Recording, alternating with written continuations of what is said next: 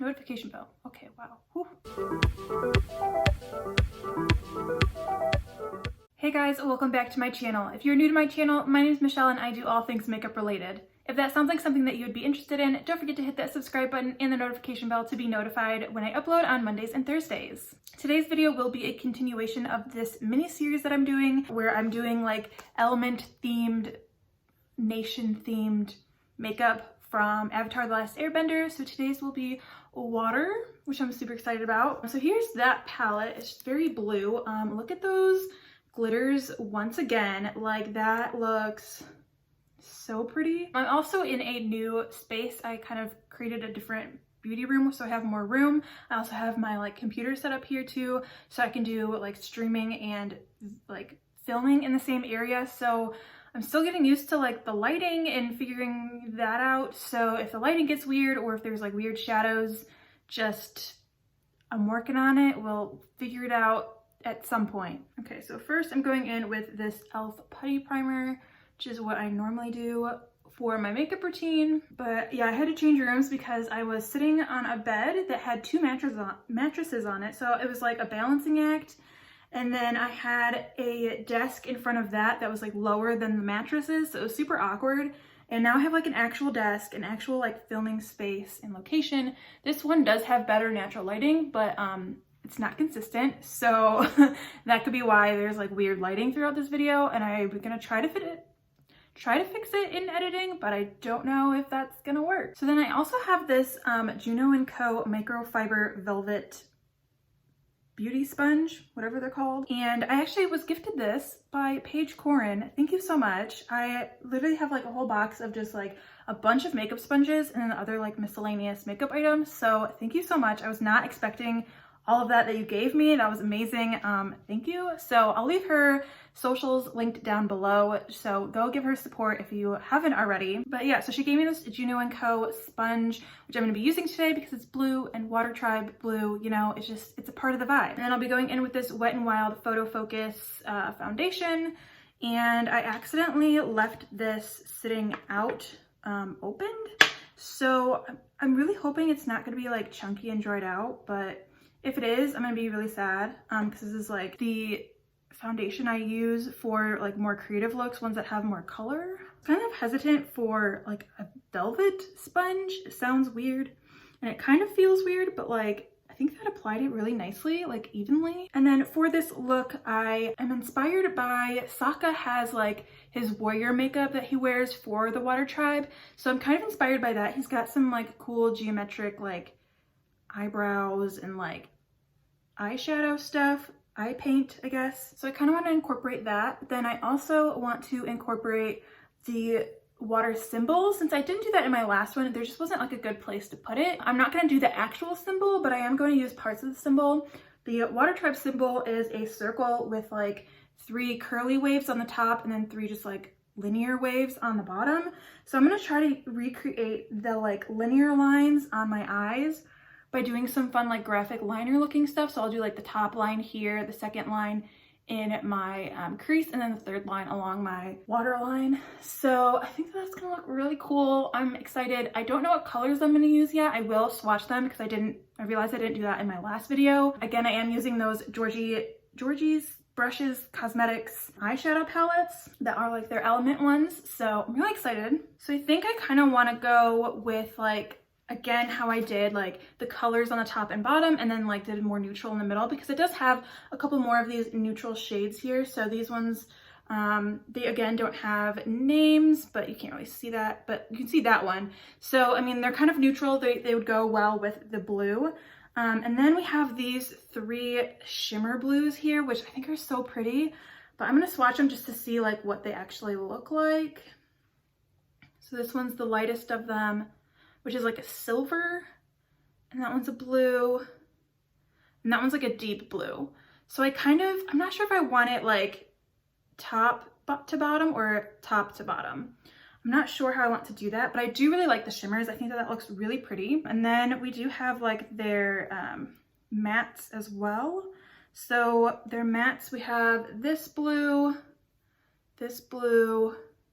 and this darker blue, which I think I'm gonna go with the shimmer ones just because they look more my style. So I'm gonna go in with concealer next. I'm gonna use this e.l.f. 16-Hour Camo Concealer. This is in the shade Fair Beige. And this is one I use like all the time as well, especially with these creative looks. So I just kind of place it under the eyes and then like over any spots that can be seen that I don't really want to be seen.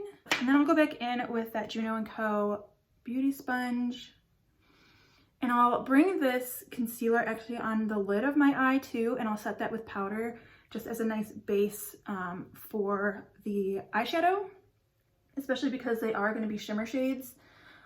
We'll see how they like blend out and all that, which I used more of the matte shades in my Earthbender one. And then I'm going to be using this Beauty Bakery Flower Powder. I don't know what shade this is. I think it's in Translucent. And I'll just use that to set all of that powder. Not powder, oh my gosh. Use it to set all that concealer that I just placed, just so things are looking smooth and don't really look creased at all. So something with water bending that isn't really a thing for earthbending is they kind of take their power from the moon, which makes sense because with like tides and everything are always connected to the moon and like the gravitational pull, I think. I don't really know a lot about that. But it's really cool that when there's like I don't remember what it's called, like a lunar eclipse where like the moon disappears for a little bit, it means that the waterbenders' powers are kind of lacking and don't really work anymore.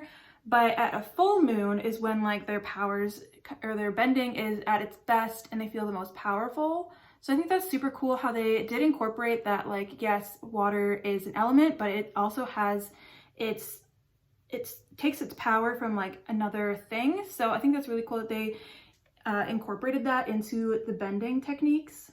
Okay, so I think I'm gonna go in the lightest shade first, which is that like shimmery silver blue shade. And I'm gonna take that on a JS12 brush, which is just this nice little like fluffy crease brush.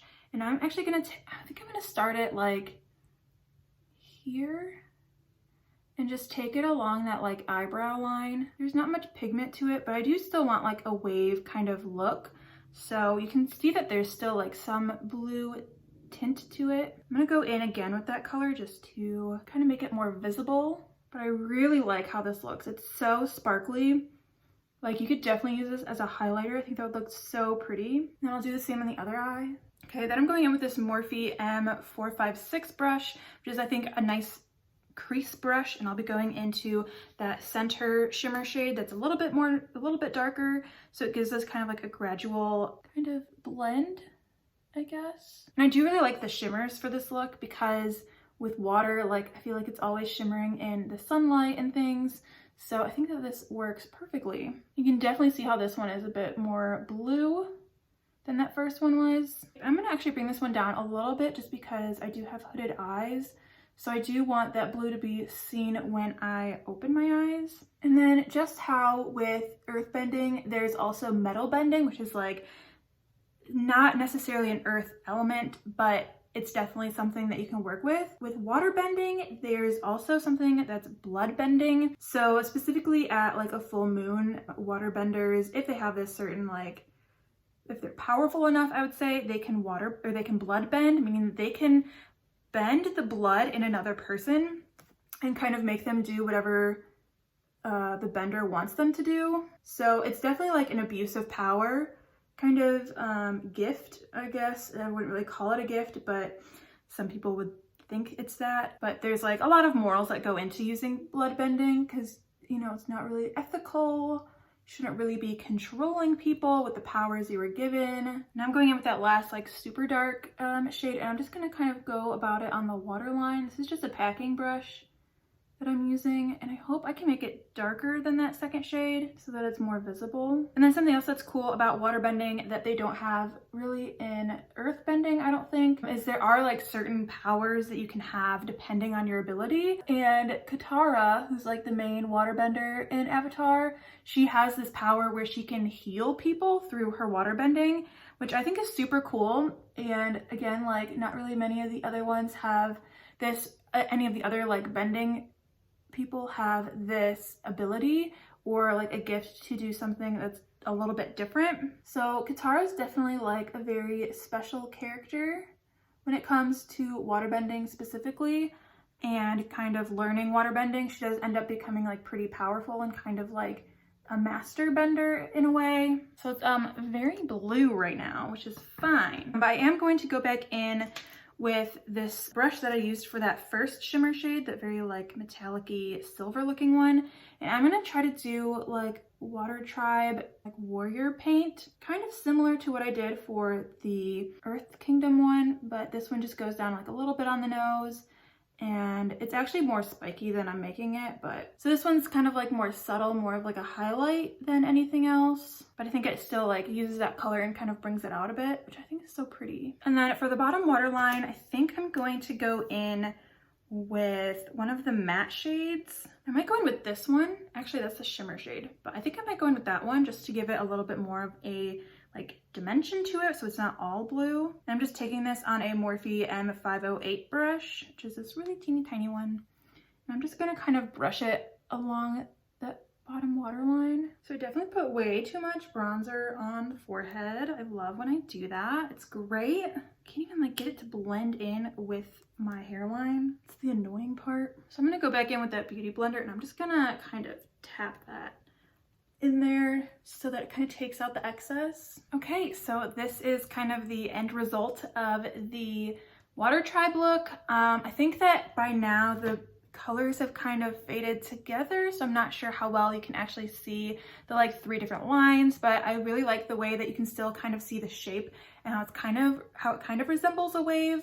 And then I do have that weird like extra bit on the nose and eyebrow, so it kind of gives it a little bit of a different vibe. I actually really like it. I like it a lot better than the Earth one that I did. I just think that this one's probably more wearable, maybe. I don't know. I also like the shimmer that goes with it. It's really pretty, so yeah. Okay, so this was the second part of the mini series that I'm doing, where I do element inspired makeup looks according to Avatar: The Last Airbender. So this is the Water Tribe water bending, water element kind of inspired look. I really like it actually, and I didn't go in with any like eyelash stuff, mascara, that's what it's called. I didn't go in with any mascara just because, I don't know, I feel like this statement is the eyeshadow, so I do just kind of want to keep that there. Maybe for like fire bending I might do one, might do some lashes, but we'll just see how that works. But yeah, this is this one. Let me know in the comments down below what you think. Don't forget to like this video if you did. Thank you so much for being here, for watching this video, for commenting, for just being here, a part of my community. I really do appreciate it. That is all I have for today's video, and I will see you in the next one. Why does it look darker now? Hello? Why does this look, oh, natural light does that, doesn't it? Okay, well.